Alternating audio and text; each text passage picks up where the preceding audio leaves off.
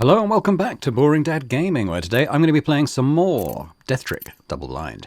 Now, it is midday. We have just started the time period with Detective Jones, and we're choosing where we're going to go. Now I'm starting to forget who's met who. I don't think Jones has met Chip yet. But I'd also like to go to the carriage and chat to Jan there. Have I done the AP thing with him? I think I have, haven't I? So, well, actually, yeah. Why don't we go and get ourselves a 6th AP for the round?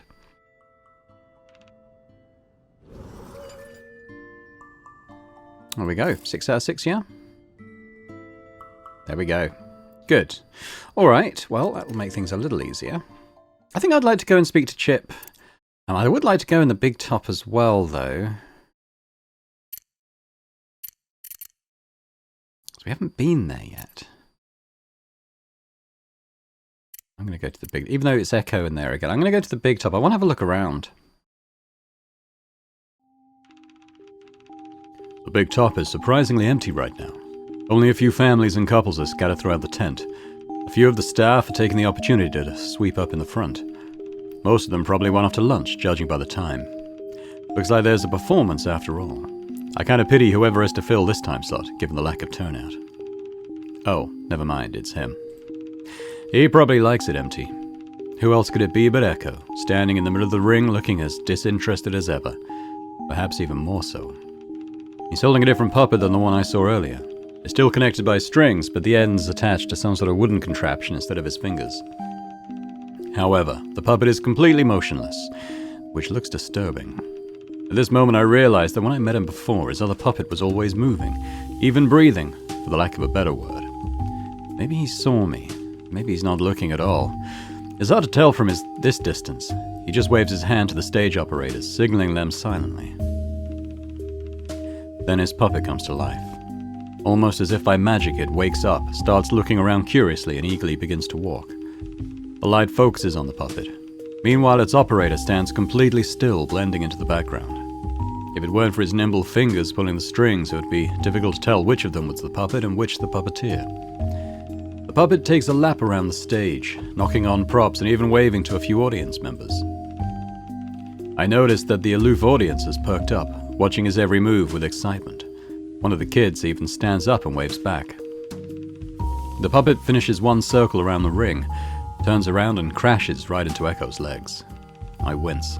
It's probably a bigger puppet than the one he was using earlier.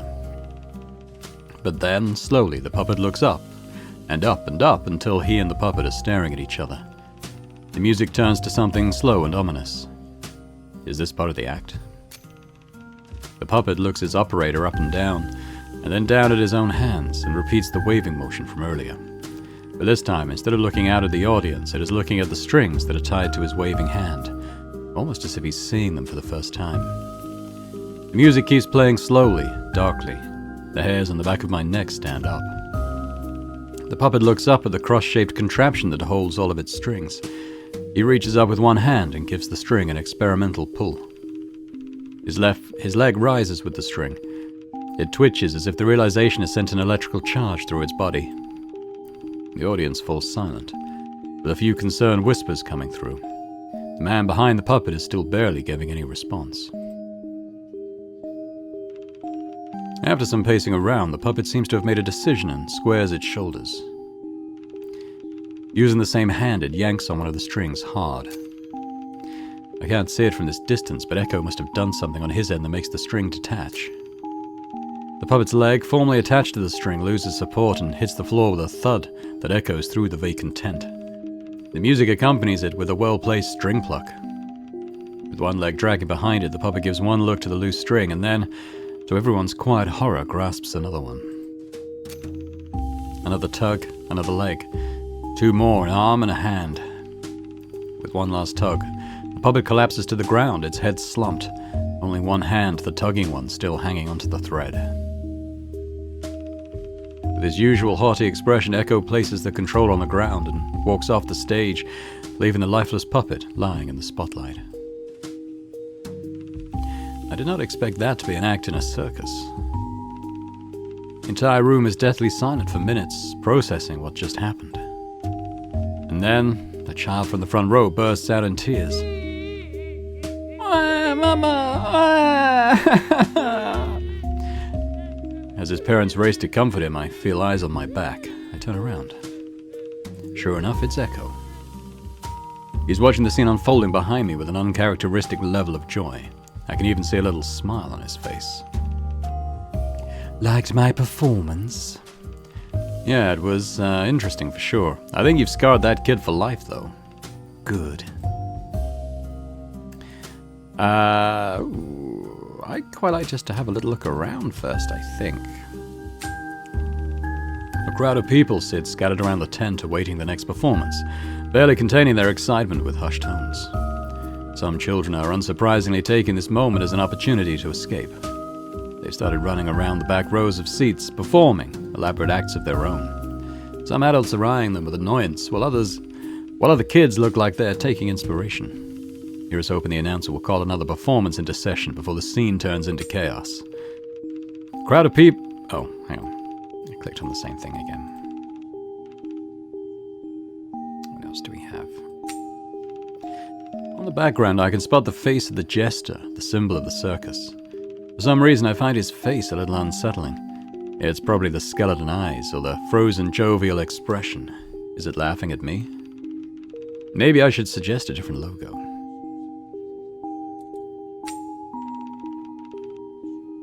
Yes, even though it's on the other side, it's the same text for that one.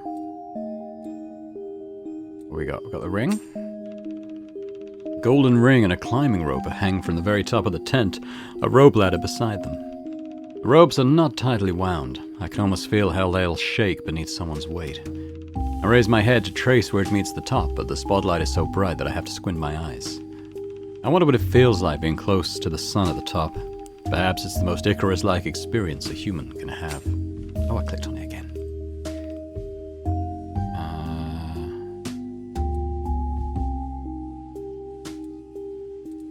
Just the audience. Is that something? I think that's probably it, actually. Alright.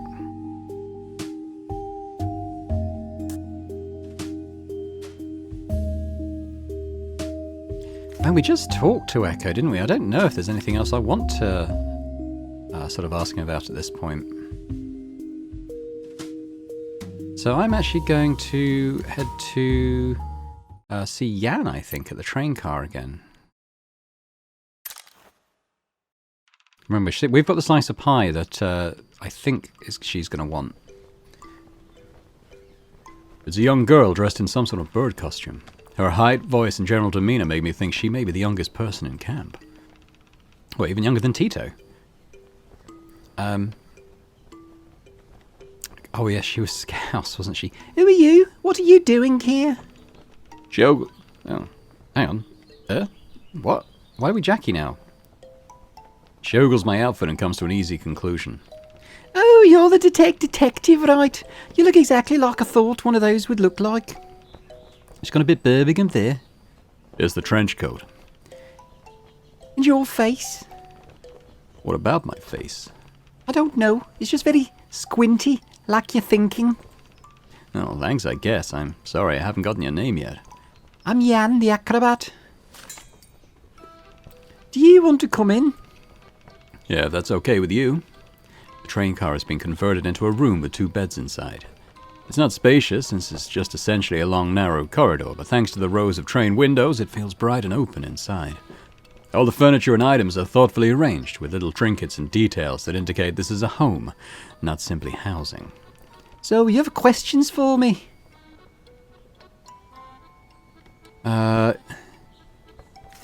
Should we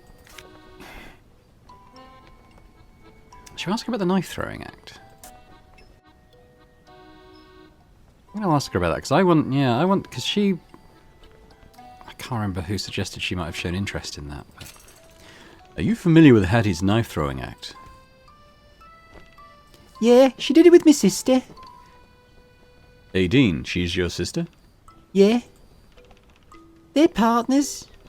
There's this big board and they tied Aideen to it, and then Hattie threw the threw the nose at her and she acted scared. But she wasn't scared. No, she said it's perfectly safe. Wow, she must trust Hattie a great deal. And what about you? Aren't you scared for her? No, I don't get scared. She says it like it's a dirty word. I bet sometimes you close your eyes when you watch the performance. She closes her hands into a fist. I don't. It's just knives. I've thrown them even. You've done what? She raises her head high, looking for a challenge. I've tried throwing them. It's harder than it looks. I couldn't get the spin right. One time, the back of the knife hit the board and it almost flies back like whoosh. I had to duck out of the wave so fast. Just wondering if that could be a clue for something. Was anyone supervising you? I just went in the tent. No one was looking. Don't tell my sister, though. She'd get mad. Feel like I should at least tell someone to put a lock on those things. She smiles impishly. They already do. Okay. What was she doing at the time of death? Mind you, she's probably going to say she was in the train carriage, which she was.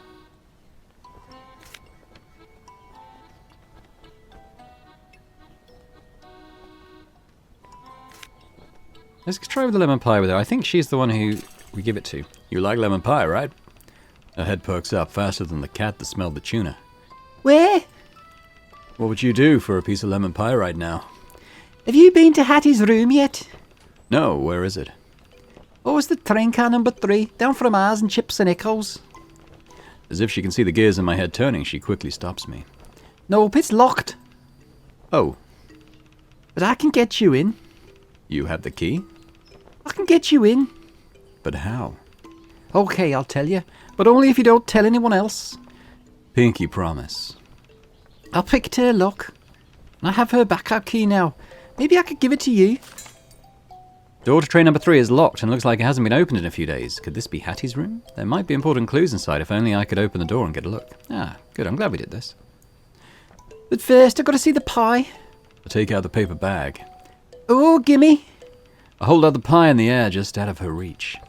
What about your end of the deal? Hey, give me the pie first. I'll give you the key. Promise? Hey, what's over there? She points to something behind my back. I do not turn around and keep my arm up high. Did you think I was going to fall for... As I prepare to mock her attempt, she lifts her head to take another look and literally flies upward, snatching the package out of my hand. What? She starts ripping the package and stuffing its contents in her face, mumbling to me with her mouth full. Did you think that I couldn't jump that high? I'm an acrobat. She finishes the slice in a few short seconds and smacks her lips. See, I had a feeling you'd need this. It already went in. Here. Train number 3 key. Wait, I thought you picked a lock. How did you get that? She always keeps a spare under her potted plant. Are you going into her room? Maybe not right now, but I plan on it. When you go in, say hi to Zuzu the spider for me. What spider? She shrugs. Okay, take a deep breath. She's probably just messing with me, although how does she even know I have a thing with spiders? I guess I'll have to see when I go inside. Well, I'm actually gonna go there now. Because remember, we've got to be very careful with our time slots and make sure that we're trying to use them effectively. So I think we'll follow this lead.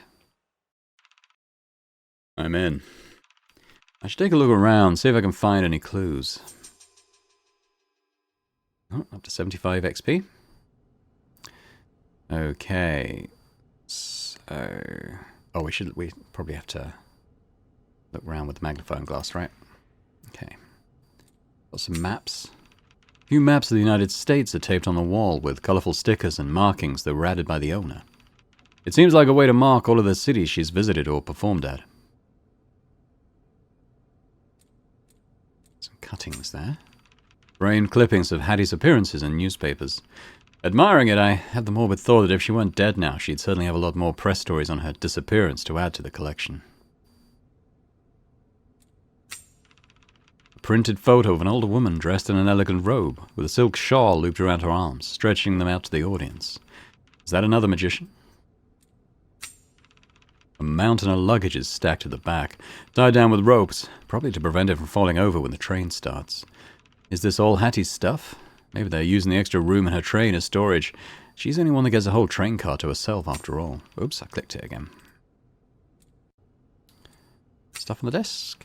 The table is cluttered but organized. Books, notebooks, and various magic props are placed across the table.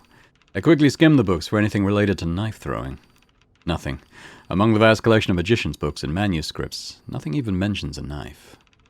Disappointed, I take a second look at what's on the table. That's what I notice is a small shelf with a drawer to the left side. It's not locked. I slide the drawer open. Lying inside the drawer are some personal letters and a pair of glasses. The lenses are thick and curved. I feel dizzy when I'm peering through them. These are not cosmetic glasses. They are for nearsightedness. Do these belong to Hattie? No one mentioned anything about her vision. Interesting.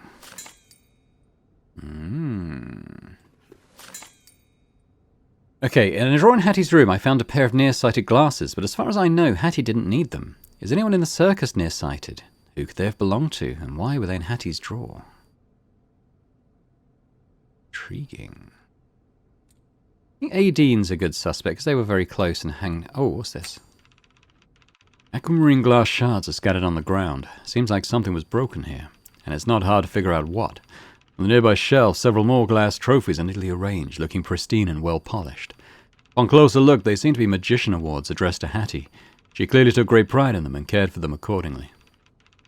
It's hard to imagine someone as clean and organized as the owner of this room would leave glass shards lying around. Which raises a more interesting question. Who broke it? And when did it happen? Does that mean someone else came in here after her death?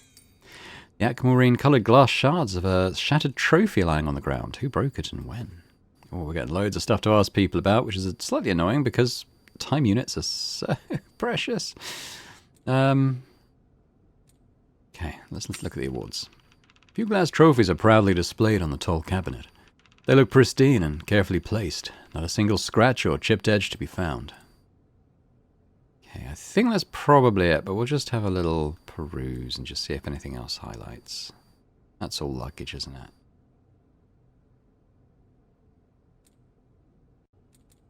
What to plant? No. Yeah, that's it, I think. Okay. Hello? Is that just the map? I thought it might be someone coming in after us, but no, I think it's just the map icon coming up. Okay. We could do something else. We could go meet Chip, perhaps. We won't be able to do very much with him, but we can ask him a couple of questions anyway. The calliope finishes playing, but much of the crowd hasn't dissipated. Many of them probably felt the irresistible pull of a hungry stomach and went off to one food stand or another. But another portion of the visitors are walking to a different direction, just behind the calliope, away from the vendors. Is there something there? I follow them, and sure enough I encountered a small circle of people gathered around the ring. They're all laughing at something in the middle. I walk closer to see a young man standing alone in the middle of the ring, talking energetically. He is dressed in a colourful outfit with a wonky silhouette, including flared harem pants and the tallest hat I've ever seen. He's leaning on the rope barrier inside the ring, separating him and the audience, poking half of his upper body out to talk to someone in the crowd. The crowd immediately flows over to where he is. Folks are almost shouting to talk over one another.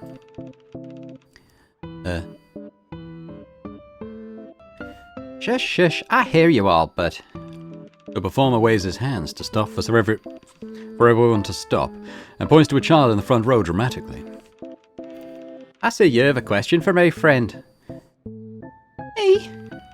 Taken aback by the sudden attention, the boy stares at him dumbly and sniffles. Yeah. What do you want to ask me, kid? You're supposed to be the clown, right? Where did your nose go? Everyone bursts out laughing while the performer acts confused and wounded. What do you mean? Where's my nose? It's not on my face. Oh no, I must have lost it again. He starts patting himself down, turning his pockets inside out, taking his hat off and shaking it, looking under his armpits and inside his shoes. The crowd laughs and cheers for every move, shouting, "It's not there!" and telling him where to look next. What's my face gonna do without a nose? It must be so flat. He starts fake crying and wiping his fake tears before brushing his nose. His eyes suddenly widen. Wait a minute. The crowd laughs and whistles in approval. I found it. It's here. He whips around to point to the boy. You tricked me. No, I was asking about the other nose. What are the nose? Do people have two noses? Where's your other nose? Do you have a regular nose and a golden nose? A nose for pollen season? A nose that don't work so you can put it on when someone farts? No, I mean, where's your clown nose? Clown nose? I'm a clown and this is my nose. But it's supposed to be big and red. Really? From nowhere, he pulls out a hand mirror and takes a look. Rad? He purses his lips and turns to the crowd. What do you say? Should clown noses all be big and red? Yeah. Really? I trust y'all. Don't lie to me. Is it true? Yeah. Huh? He furrows his brow and bobs his head back and forth before raising his fingers. Oh, I know. If only I could just make it big and red. What does that mean? He starts flicking his nose with his fingers hard. Within 2 flicks, one from the left and one from the right, his nose has turned red and become swollen. The crowd howls with laughter, a pack of wolves feasting under the moonlight. He looks back into the mirror and laughs proudly, smoothing the rowdy curls that escape from his hat. Now's it big and red enough? Yeah. Now, if you excuse me, I'm going to need some cold water. Everyone, performance is over. Disperse and get something to eat. He jumps away from the rope barrier and runs back towards the calliope. The only thing I can do is follow. Why are you following me? You want an autograph? No. Oh, you're the detective that Moses told us about, aren't you? Yes, I wanted to ask you a few questions, if that's okay. Of course. Oh, do you want something to eat? Hot dogs? Stanley's got a discount for me. No, that's okay. Alright, ask away then. Sorry, one question before that. I don't think I've gotten your name yet. Oh, my mistake. I'm Chip. Chip the Clown, but you already knew the second part. He tries to strike a pose, but instead winces and covers his nose. Do you need some ice on that? Nah, no, it's fine. Ugh, I can't believe I just did that. The opportunity was just too good, you know. Big red nose. I couldn't resist. And I sure got a laugh out of them, alright. I'm okay. Ask ahead. Are you sure? Yeah, distract me from the pain, please. Well, we need to be getting everyone's alibis, don't we? And we've only got one so far. There's that echo, so we probably should start working through other people.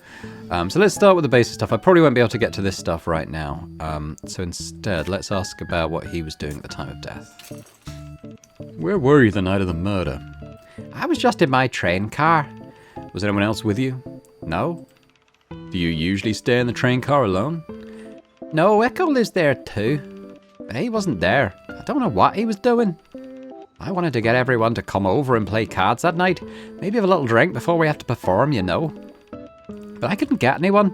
I guess they were all busy. Alice said she wanted to sleep. Dean said she was going to keep Jan company. Even Rolf said no. Did you invite Hattie? Everyone knows she hates fun. Joking. Well, I'm joking. Jay was constantly working. I tried a bunch of times but never got her to join in, so I kind of just stopped asking. Anyway, no one wanted to do anything. I got so bored I spent that time organising my hat collection.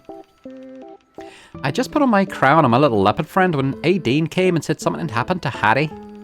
I thought she was joking, you know. Like, I got this whole theory on my mind and it all made sense to me. That's why they all said no. Clearly they've gathered together without me to have a secret party and planned to pull this whole prank on me. Oh, he's going scouse now. But she was crying. Not the kind of pretty crying with the actresses in the pictures, but like real crying. Puffy eyes, runny nose, short of breath. That's when I realised it was all real. So yeah, that's what happened that night. Chip says he tried to invite others to play cards Monday, but they were all busy, so he stayed alone in his trailer, organising his hat collection until Dean came to tell him the news. Now that contradicts what Echo said, doesn't it? About find it, because it was about... Okay. Because Echo said he saw Chip in a hat, right? Yeah, so Chip's statement. I'm just trying to... Yeah, saw Chip walking with a cowboy hat on. So let's ask Chip about that. It's going to be the end of the time period, but I think this is the important thing to ask. Chip said he was in his train car on Monday night, but Echo claims to have seen him walking outside wearing his cowboy hat. You said you were in your train car alone on Monday night from 5 to 7 p.m.? Yep. Are you sure? What did you mean? Echo said he saw you walking back to the trailers sometime around 7.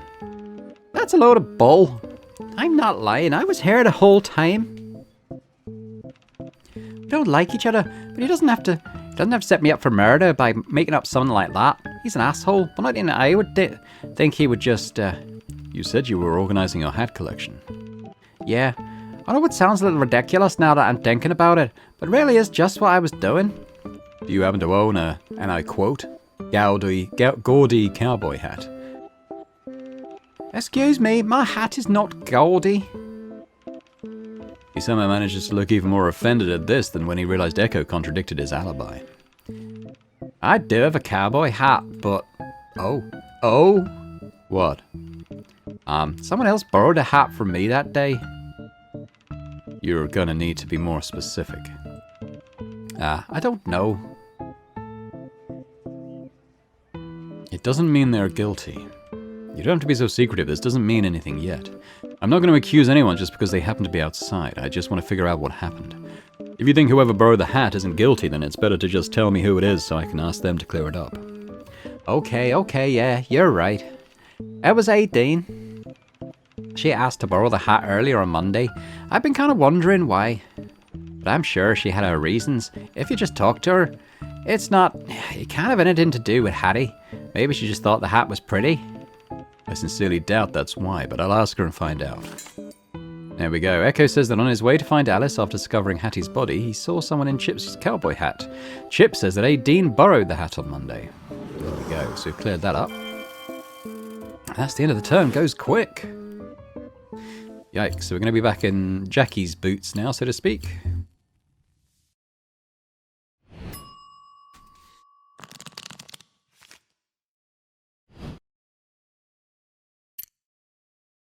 Right, so Chip is in the fortune teller's tent. Jan is over by the stable. Alice is backstage. Echo. Oh, we could probably go into Echo's car. Let's have a little look what's on our to-do list here, though. Inquire about Hattie. So she hasn't talked to Echo yet. Okay, that's fine. Oh yeah. This note from... Oh, well, Rolf isn't on the map at the moment, so that'll have to wait till later. I think we should probably go and talk to Echo. So we haven't been inside this train car yet either.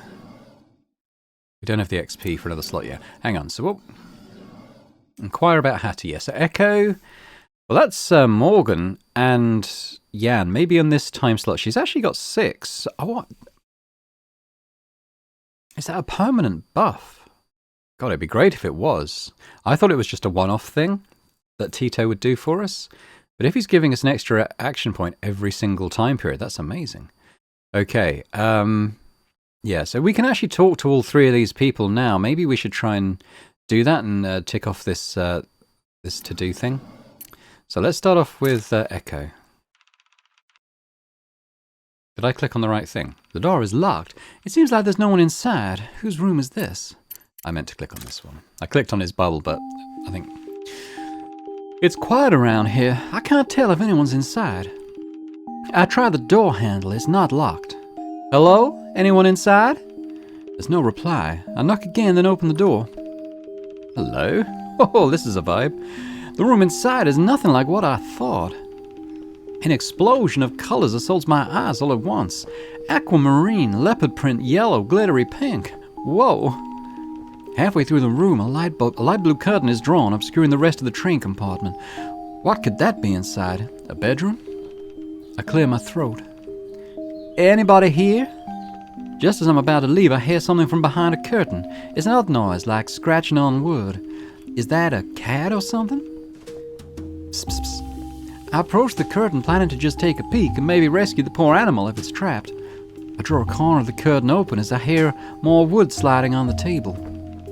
A big swish and a rain of powder flies towards me. I close my eyes. Whoa, what the... The moment I open my mouth, the powder rushes in. Ugh. When the dust finally settles and I manage to open my eyes without tears, I finally get a good look at the culprit. A man sits in front of the work table holding wood carving tools. Apparently when I opened the curtain, he blew the sawdust on my face. The man in question has long hair that almost obscures his face from my angle. He's thin and pale to the point of appearing sickly. One of his eyes, unobscured by his hair, is looking at me coldly. Hey, why did you do that? Wordlessly, he puts down the wood carving tools and pulls the curtain open. Now I can finally see the other half of the train car. It's the complete opposite of the other half. Monochrome, neat, almost sterile. It clearly belongs to this man. As I finish studying the room, I turn back to discover the woodworker now has his back to me. I can still feel the sawdust I breathed in scratching around in my throat. I thought there was no one inside. Why didn't you say anything when I knocked? He won't say anything and he still has his back to me. He's back to working on whatever is creating that sawdust. Will you turn around at least? Why, is there a law that says I have to respond to your call like a dog in my own room? What? He finally turns around. He's holding something. A puppet, controlled by strings tied to his hand. It must be what he was busy doing with his back to me. I don't even know you. As he speaks, I realize he's not talking to me through his mouth. Only the puppet is moving. So, you're a ventriloquist. And you are? I'm Jackie, but I'm Hattie for now. It's a long story, but... Ah, yes, I heard. Sorry, I don't think I've gotten your name yet. Echo. So, what are you working on? Can I see? No. With his non-puppet hand, he sweeps everything to the side of the table and stands in front of it to block my view. But he isn't fast enough. Boxes. Oh, puzzle boxes. Do you make them from scratch? Where does the design come from? The puppet rolled his eyes before acknowledging. Just something to kill time. Are you here for a reason, or are you just looking to snort sawdust? Definitely the former. I wanted to ask you about, So, we're asking about Jackie. Is that what we're doing with everyone? Inquire about Hattie. Sorry, about Hattie. Yeah,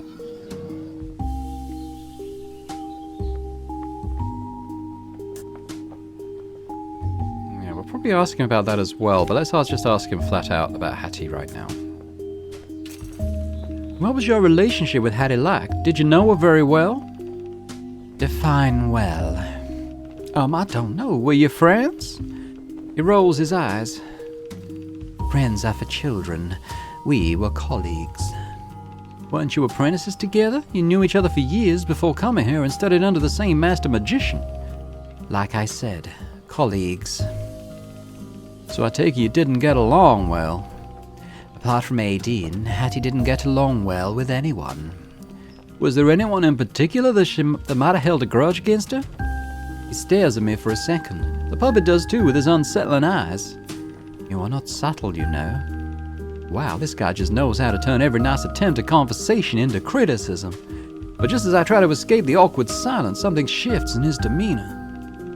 Hattie wasn't the most sociable person, but the majority of us didn't have any reason to dislike her. Most of us, besides. Besides who? The clown. The clown? Who's that? His name is Chip. Chip? Why would he have any reason to hate Hattie? Well, jealousy is an ugly thing. Jealous? Why would he be jealous of? Do you know that before Hattie came to this little circus, who used to be the ringmaster here? Who used to get top billing on all the posters? Chip? Of course it was Chip. I made it very obvious. Why, you want an award or something? It's not a school quiz. I take a deep breath. Decking him would be hard to explain to Moses, but if it talks this way all the time, they'd definitely understand where the urge to hit him came from. I decided to just ignore him and continue with my questions. So are you saying that Chip was jealous that Hattie took his spotlight? Not just that. If there's anything that he likes more than fame, it's money. Everyone knows the ringmaster is one of the best paid jobs here. So not only did he lose the spotlight, he took a big pay cut too. Well, I can see how that might be a little, frustrating. That is putting it mildly. The rest of us might be able to live off of a regular circus performer's salary, but not him. How else can he afford all of his hats that are worth more than a normal person's entire wardrobe? This is certainly very interesting information to have, but why is he telling me this? Now we got Chip's jealousy. Interesting. So I could sort of budget for a second thing to ask him, and I want to ask him about this, Echo's jealousy, which is what Chip has said. So they're throwing suspicion on each other at the moment. So when I asked you about Hattie and if anyone has a grudge against her, you pointed right to Chip. But is it true that you and Hattie were apprentices together, and that you used to study magic before Hattie came along? I see you've gone to the clown boy for his stories already, huh? Is it true? Do you think either of us would like to make that up if it weren't true? Believe me, I'd rather get trampled by Rolf's elephant. Was Hattie the reason you stopped pursuing magic? How is it any of your business? Well, you clearly didn't like her. I'm just wondering why. If what I heard is true and you had to abandon your training because of her, I'd understand. Believe it or not, no matter what the clown says, me switching disciplines has nothing to do with Hattie. My disagreement with her is nothing personal. Nothing personal? You said you'd rather get trampled by elephants than admit to knowing her. Like I said, nothing personal. He mutters to himself. What am I even doing? I shouldn't be bothering to keep her little secret. It's useless now, anyway. I don't care about speaking ill about dead people. If they don't want me to speak ill of them, don't do ill things. Here you go. Hattie was planning to leave the circus to do magic elsewhere. Leaving the circus like she was being poached by another circus? No, that would be expected and understandable. Instead, she got approached by some idiot producer making promises about something on television. It's the future, she said. I told her that she would be going against our mentor's will. He never would have taught her if he knew she would abandon the circus at the first sign of a new opportunity. Ah, okay. Interesting.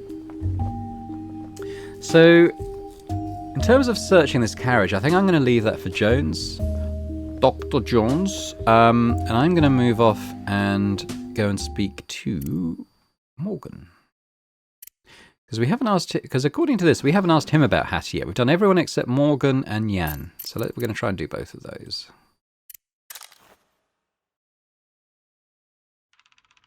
As I approach the small tent, I can hear faint voices of people inside, a serious discussion that the two parties are trying hard to prevent from getting heated. I hesitate, not sure if it's a good time to interrupt.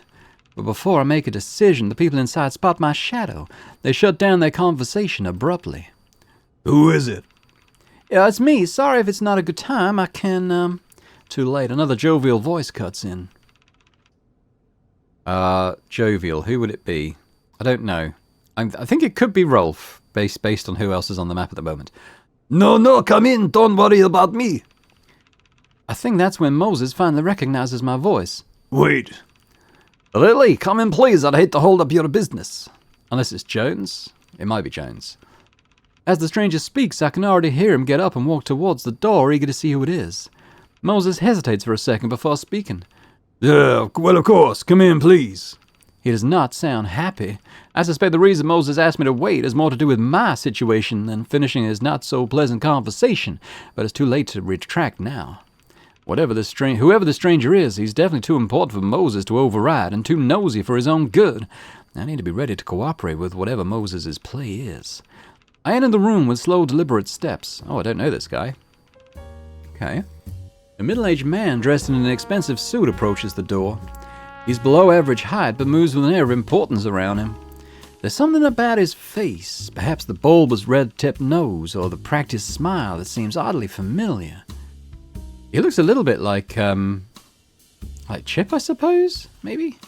He takes me in, then looks back at Moses with exaggerated shock. There she is. With the way you've been talking, I almost thought she was dead or something. Guess I don't need to worry after all, huh? Moses winces. It's discreet, but I notice it. Of course, there's no need to worry. Forgive my manners, I almost forgot that you two haven't met before. Hattie, this is Senator Price. He's an investor. Senator, this is the Amazing Hattie. He adds a very subtle emphasis to Hattie. I nod slightly to let him know that I understand. Nice of him to slip in a little hint. Senator Price never met the real Hattie. Good to know I don't need to worry about my voice and mannerisms. It's nice to meet you, Senator.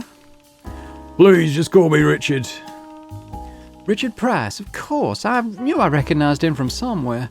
Before he entered the political arena, Price made his name as an entertainment tycoon with investments in theaters, radio, movies, you name it. I wonder if he was involved with the Hattie thing then. Was he the one who made the offer? Of course, he'd have a share in the circus industry too. We were just talking about you. Where have you been for the past few days? It's kicked up quite a ruckus in the papers, you know that? And what's with the mask? Oh, you're not trying to go all Zorro on us, are you? He started, well actually no, because if he'd made the offer Hattie, he would know Hattie, wouldn't he? So yeah, that's not it. He starts laughing at his own joke before I get a chance to respond. And no, I should probably refrain from asking if he'd done anything that deserves to be Zorroed. Well, it's related to why I was away, really. You see, I was trying to develop a new trick for the show, but I got in a little accident. I let my voice waver for a bit.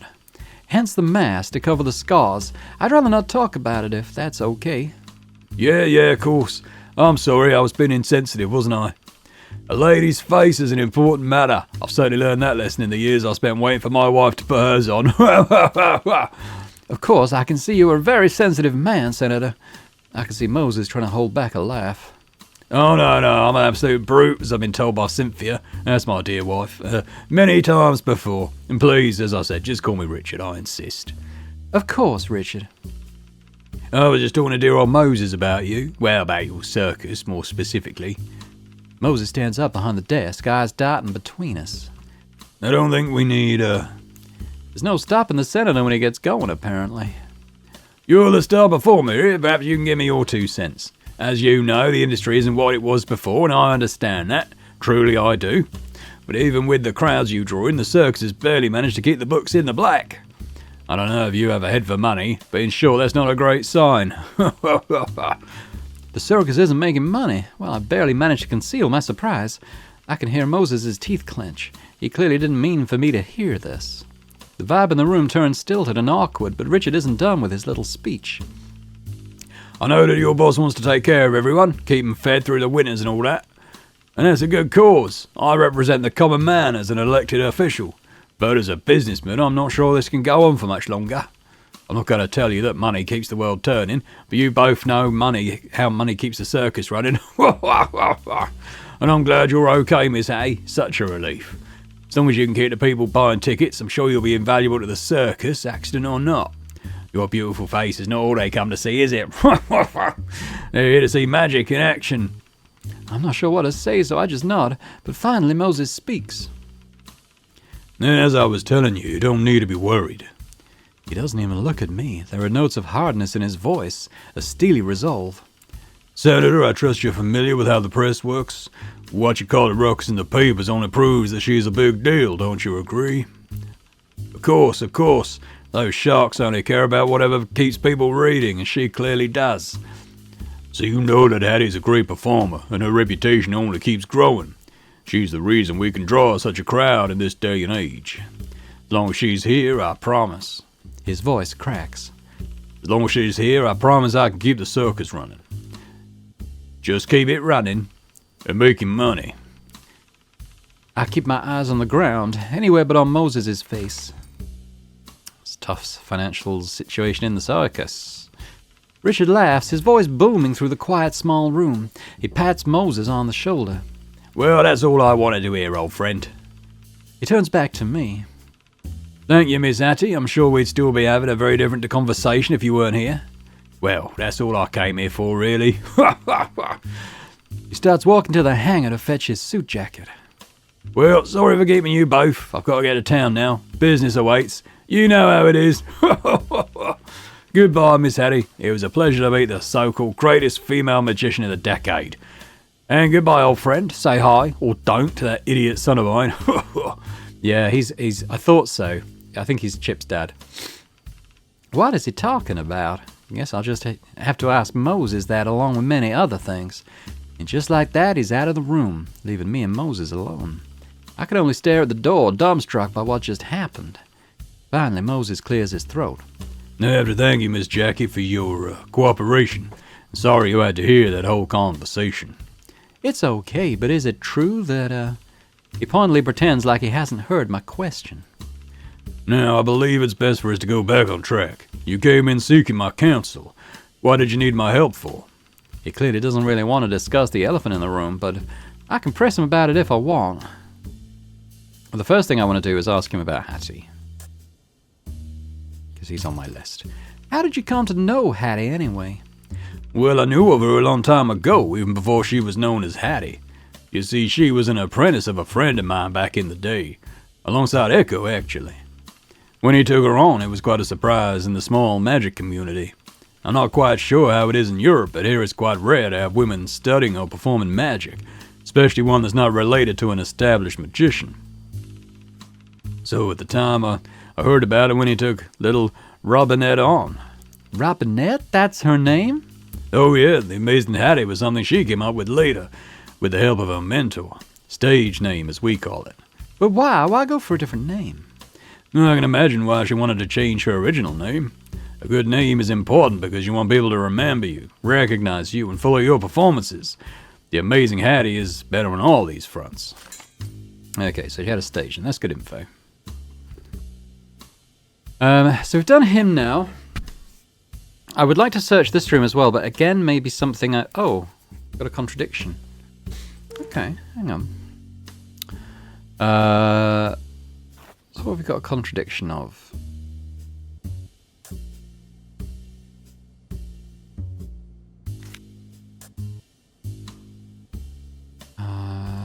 Something to do with her stage name.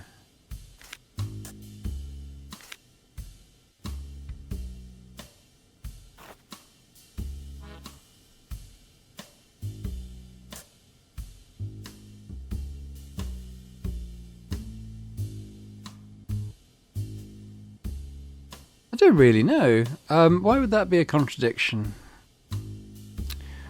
Or unless it's not to do with that and it's something else.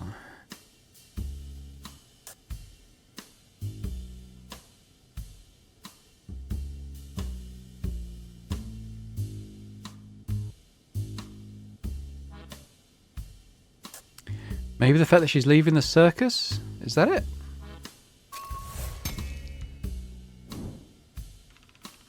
Moses said himself that the circus's profitability depends on Hattie's fame, but even before her death, she was already planning on leaving the circus.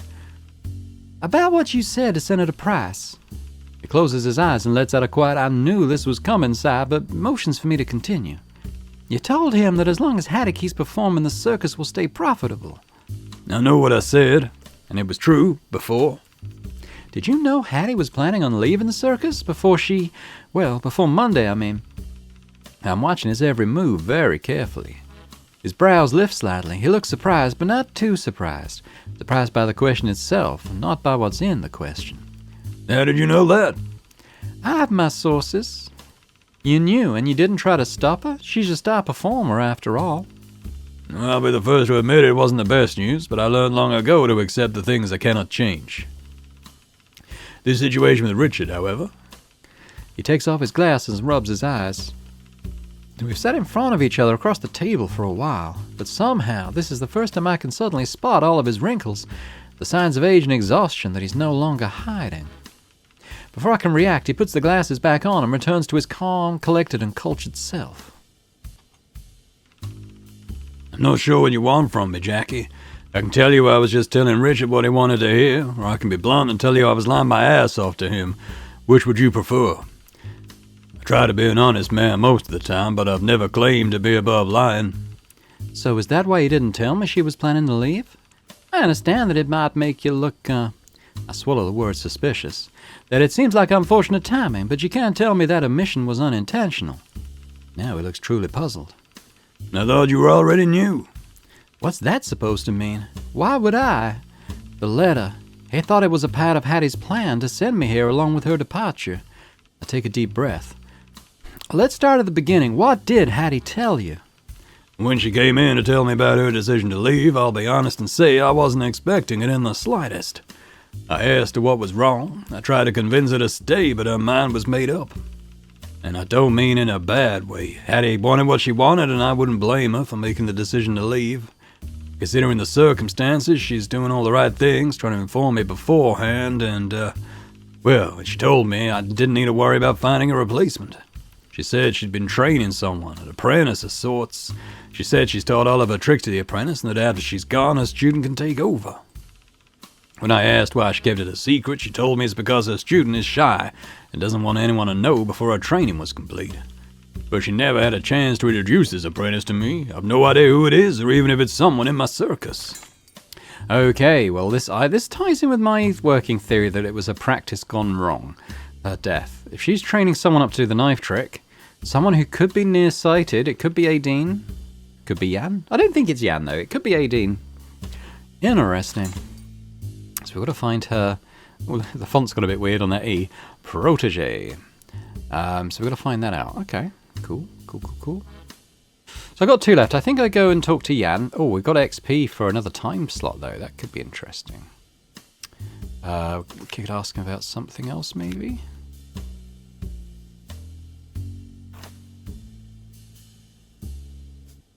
Not right now. Yeah, we should have a look around his room, shouldn't we? And then I'll go and get an extra AP. The small golden gramophone on top of the cabinet is playing a slow, groovy jazz record. The slow tempo piano and smooth saxophone sounds flow into the room. Even the air feels relaxed. But I'm not a music expert. But to my amateur ear, it sounds great.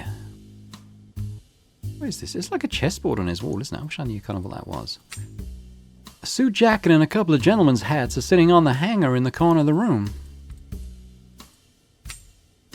A heavy wooden desk, its surface polished so clean that it's almost emitting light. On the left a binders of documents and papers, and on the right some heavy tomes and a nameplate. Its mere presence gives off such a sense of gravitas that I almost forgot I'm in the tent in the middle of an empty field. A small table on the side crammed with some personal items and mementos. There is a big bronze trophy, a globe, books, and a framed photo, although I can't tell what's in the photo from this distance. Is it a family photo? Does he have a wife and children? I'm curious, but it'd probably be rude to ask. It's got a funny clock. A tasteful green leather sofa, a perfect match with the rest of the room. The cushions and pillows look like they've barely been used, but there are small creases in the leather. Does Moses sleep here? Probably not, right? No offense or anything, but sleeping on a sofa would probably be hard on someone his age. He must have a better place to go, maybe a hotel room. Oops, clicked on it again. There's a little picture behind there. I don't think I can click on that, though.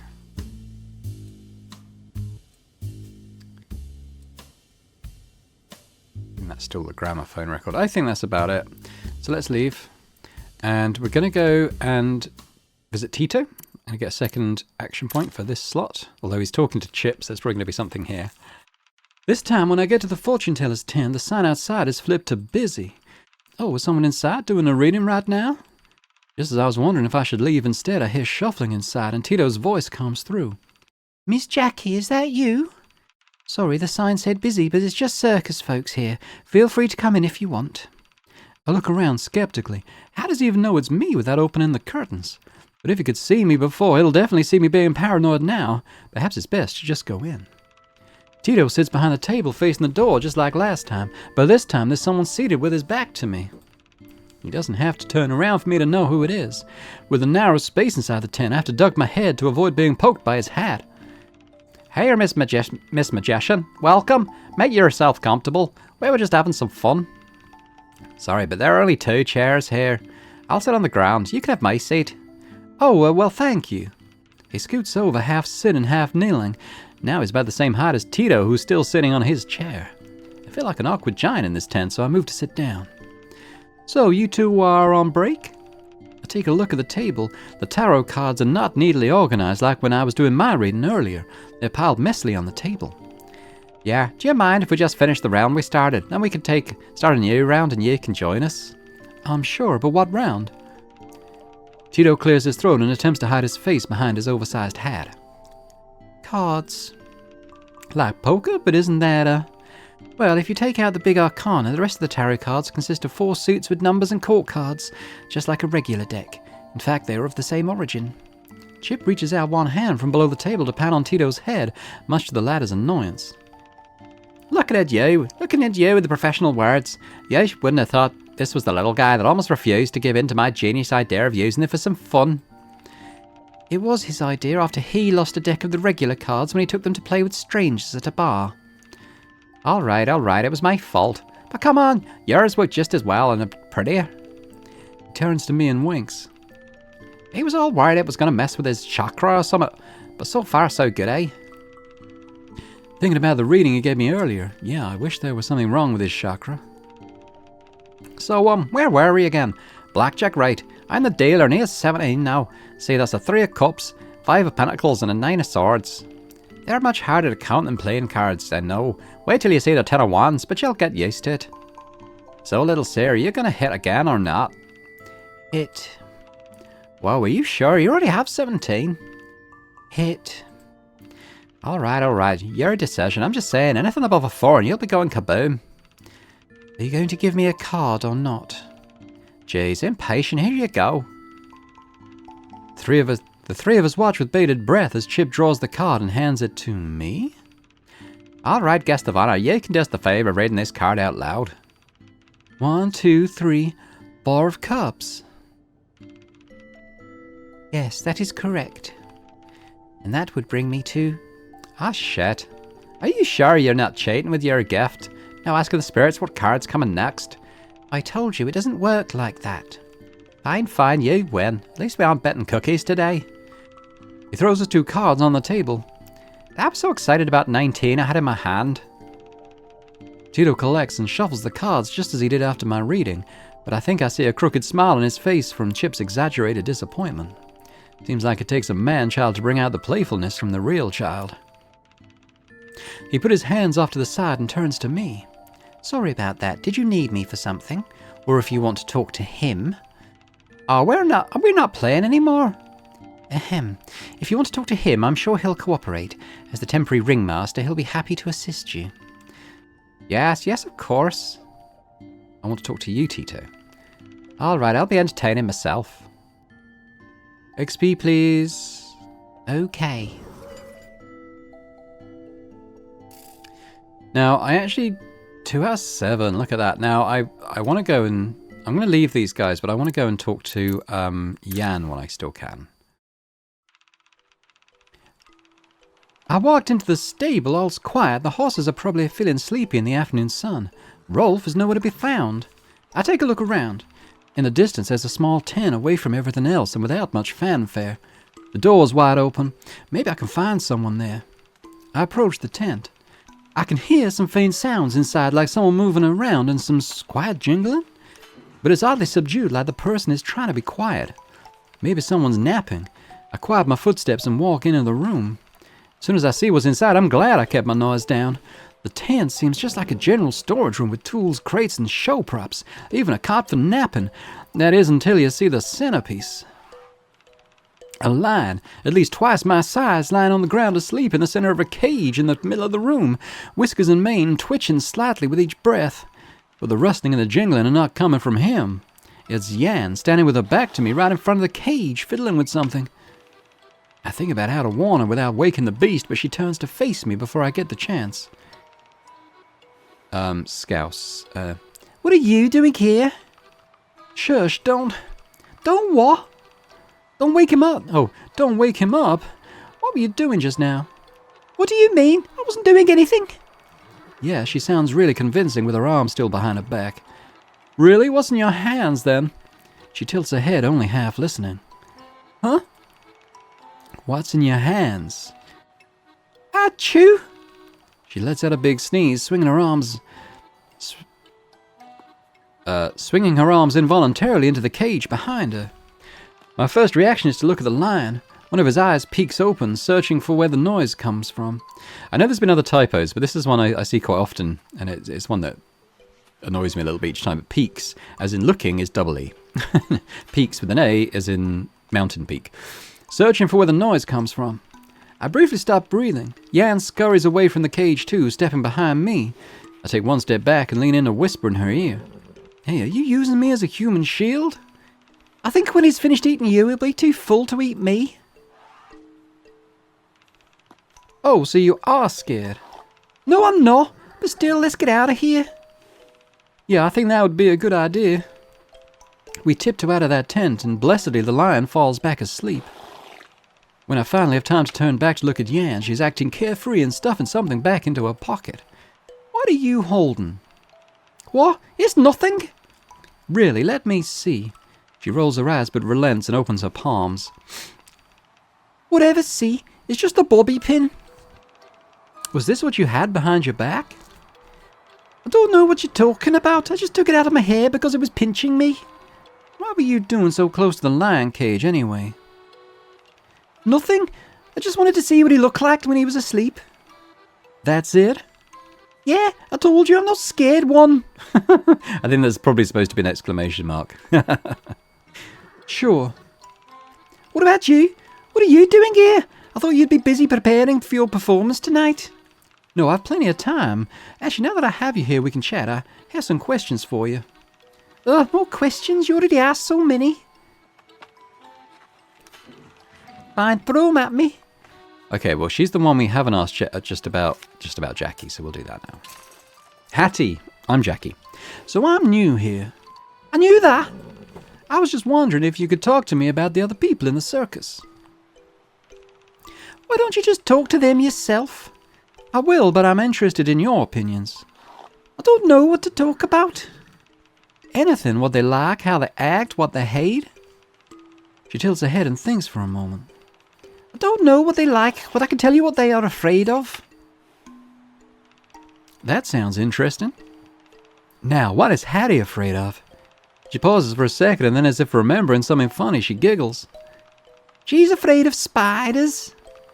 Did you show her spiders? No. I put them in her bed. I will never let you know where I sleep. Are you afraid of spiders too? No, I just think they have too many legs and too many eyes and hair. What sort of insect has hair? Anyway, back to the topic. So, did you play pranks on her often? I prank lots of people. Why? Because it's funny. The young acrobat Yan seems to be fond of playing pranks on her fellow circus performers. She once snuck into Hattie's trailer and put spiders in her bed.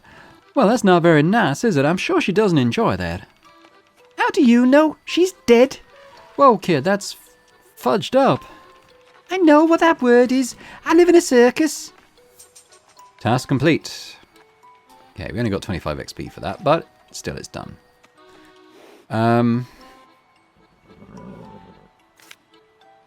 We could ask her about the note. It was in the book in her carriage, after all.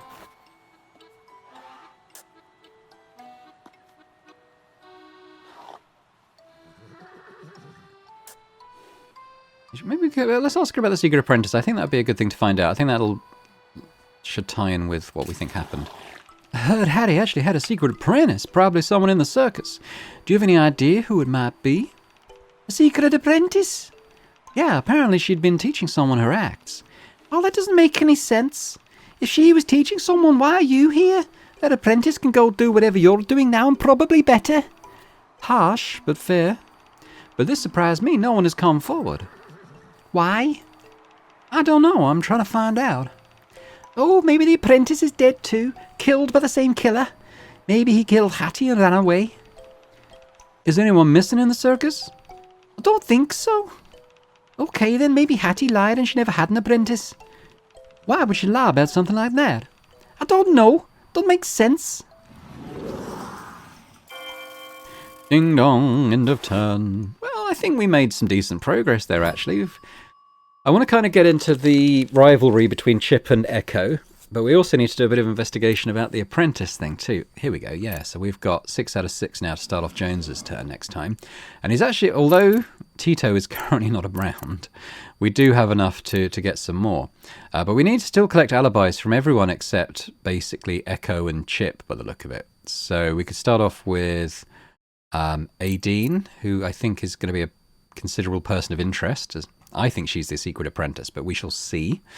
There's also Rolf, doesn't have an alibi yet, and also we haven't spoken to Morgan about it. So I think we've got 6 slots. Let's try and use a couple each next time on just getting people's alibis, I think. I think that would be good. Cool. Okay. Well, thanks very much for watching. I hope you've enjoyed it this time. I'm really enjoying it. I mean, it's an interesting story, I think. Although I have my own notions about what may have happened, like with the secret apprentice and an accident.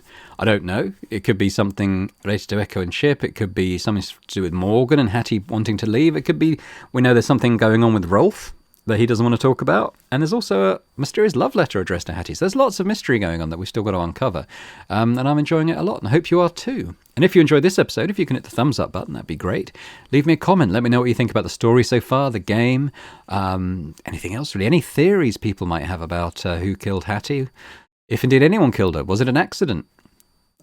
Who can say? But yeah, interested to hear what people think at this stage anyway. And if you're watching this and haven't already subscribed to the channel, would be amazing if you could do that as well. So thanks very much, and I hope to see you next time. Bye for now.